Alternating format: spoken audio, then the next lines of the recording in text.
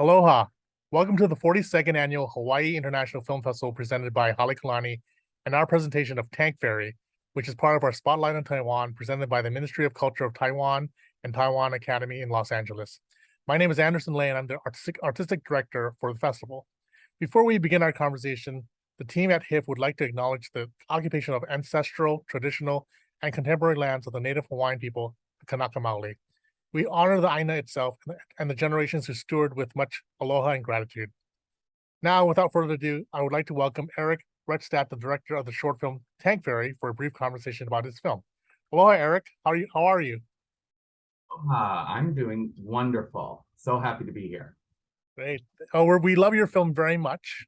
When it came to the call for entries, it just was really one of the highlights from the hundreds and hundreds of films we went through this year. So we're very excited to include it in our annual Spotlight in Taiwan. And this is kind of unique because you're an American filmmaker. So maybe come with your backstory really quick and how you ended up in Taiwan. Of course. So yes, I'm born and raised in northern Michigan. I went to undergrad and grad school in New York and Los Angeles. And when I was living in LA, I met my now husband, who is Taiwanese. And yeah, I decided to move to Taiwan 5 years ago to live with him, to study Chinese, to make art. And I originally was only planning to stay in Taiwan for about 9 months, but I discovered and fell in love with the drag and queer community here and decided to stay and collaborate on a project.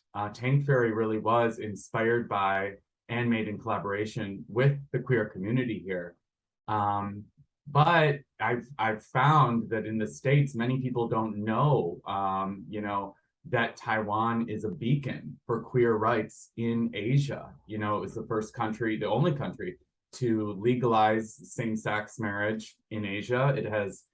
We just had our annual Pride here, and which is the largest Pride event in Asia. And so really as a result of these, progressive, vibrant queer life, obviously the drag scene has blossomed. And so it first came from a place of wanting to collaborate with the community. And secondly, the project came about to it came out of a desire to expand the limits of drag representation in a scripted content. When we think of how drag is represented, actually, I should take a step back and acknowledge that the lead in Tank Fairy, Marion Nasula, is one of Taiwan's most well-known drag and trans performers. And so I obviously was seeing her shows here week after week and wanted to work with her, and also had this desire, as I was just starting to say, to kind of cast drag performers in scripted content as opposed to how drag is most commonly seen these days in reality television or documentary formats, where the transformation in and out of drag is emphasized. And so I was excited to work with Marion and to blend drag with narrative storytelling. And how it was interesting how you kind of married these two worlds, this collision of worlds of like this traditional kind of, those delivery people, Songwa Side, I think is the or, Tank delivery tank, yeah, tank delivery people, like and then primarily for like those older buildings and whatnot, right? And then also this kind of drag scene you see in Ximending, right? Like it's like so what was the kind of idea? What was the inception regarding the of Tank Fairy? So, the first step was just wanting to collaborate with Marion and the queer community here. And then, like I just said, the next step was like wanting to kind of expand how drag is represented. Also, obviously, this is not a new concept. John Waters and Of course, yeah. Divine are a huge inspiration. But then, yeah, the next step was like, okay, well, what is the story? And so for me, when I moved to Taiwan, the gas tank delivery person, this profession was something I was completely unfamiliar with. And so, and therefore interested in. And so, it really wasn't until one morning when I have the gas tank in my apartment, and I was woken up by my doorbell, a gas tank delivery, and I was like, oh, what if we dragged up the gas tank worker? Because there's certainly this gendered class stereotype to the position in Taiwan. So, on one hand, how could we subvert that, but also still honor the essential role that they play in Taiwanese society? And then, out came the tank ferry. So, yeah. So you're a big fan of is it Mary who plays the lead? Marion Marion, Masood. yes. So did you approach Marion with like, I want to put you in a film.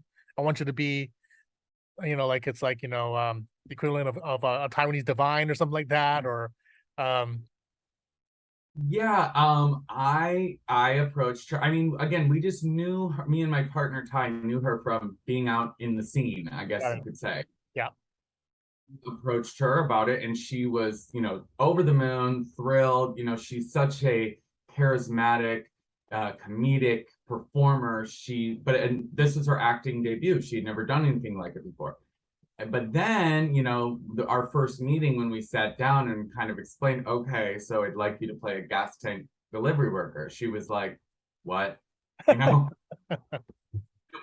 we explained the concept because it is a little out there. Sure. She got it right away. And, I just feel so lucky to have had the opportunity to work with Marion and to now have the relationship that we do. She's just such an incredible talent. And so, yeah, this obviously Tank Fairy wouldn't be Tank Fairy without Marion.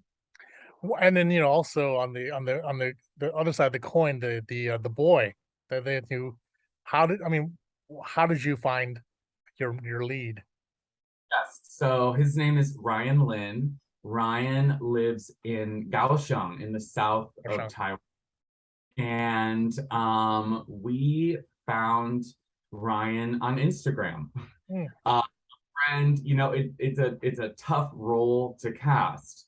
A 10-year-old who is, just technically the requirements of dancing, the requirements of acting, and then there's also the elements of the story and making sure that you find an actor and his family who are comfortable with a story like this. And so I was recommended to his studio by a friend of mine in Kaohsiung, who said you should look into this studio.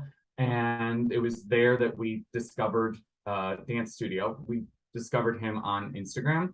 And it turned out that his dance teacher was going to be our choreographer for the project, who is a queer Taiwanese dancer, choreographer whose name is Akuma Diva Extravaganza, who is another incredible queer artist in his own right.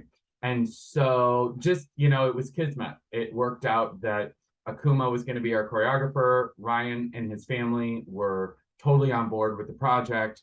And also, this is Ryan's acting debut as well. And so I really just feel so lucky that, they had the chemistry, Marion and Ryan had the chemistry that they did. And, audiences have been responding so well to both of their performances.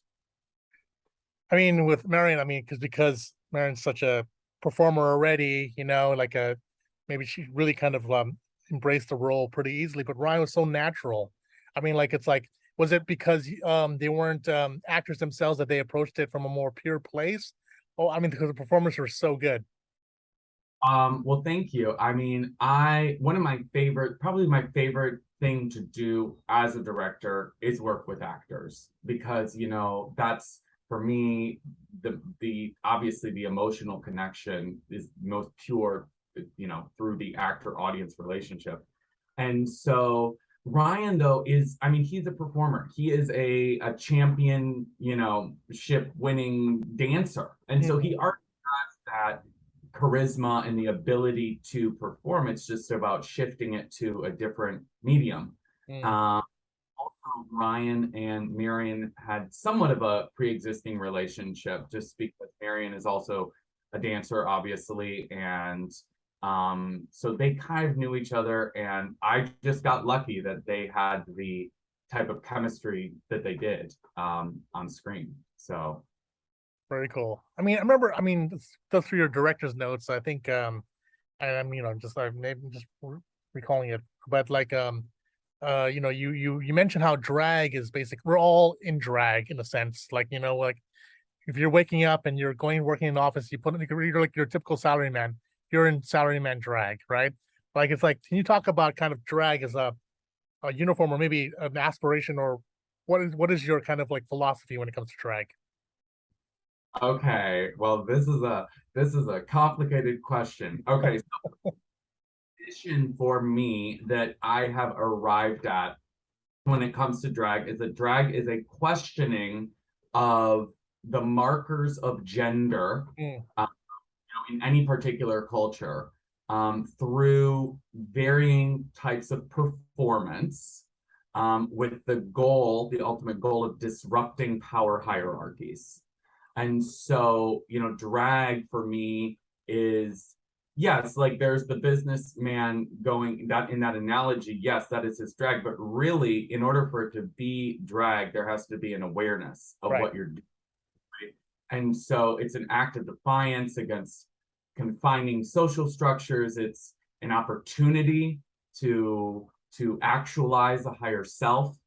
And so, yeah, I mean, drag is just, has changed my life. I've done drag, but I am not a drag performer because it's an art form and it has to be studied and practiced. And so, and that's not for me. However, it is something that I'm so excited about to continue to play with and collaborate with drag performers throughout the rest of my career because of the power of drag. And so, yeah, like I was saying earlier, obviously, like RuPaul's Drag Race has, forever changed, the world in an incredibly powerful way. But RuPaul's Drag Race presentation of drag is very narrow, Hmm. and so I decided to, yeah, blend drag with narrative storytelling and see what can come out of that. Hmm. And so you now that you've can you talk about, I mean, you basically moved to Taiwan to learn Chinese and you fell in love, and Taiwan is very much your, I mean, your home now. Like it's like can you talk about kind of working in Taiwan as a foreigner now becoming, just it's like a resident of Taiwan, working in the film industry there or in the art scene. Um, sure. I mean, I feel very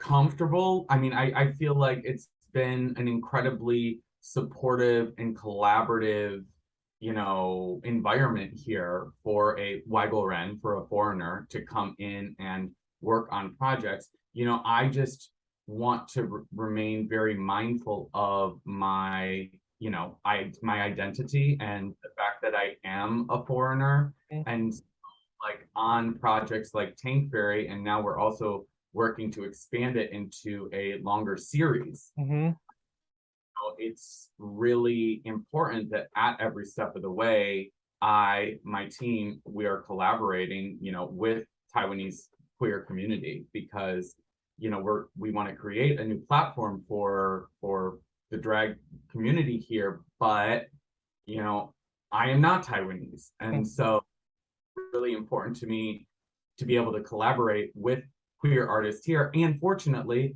the community has been so wonderful and open to that. And so, yeah, growing up, in a 6,000 person town in northern Michigan, I never would have imagined that I would end up in Taipei, Taiwan. Mm-hmm. But wow, I feel so lucky to be here.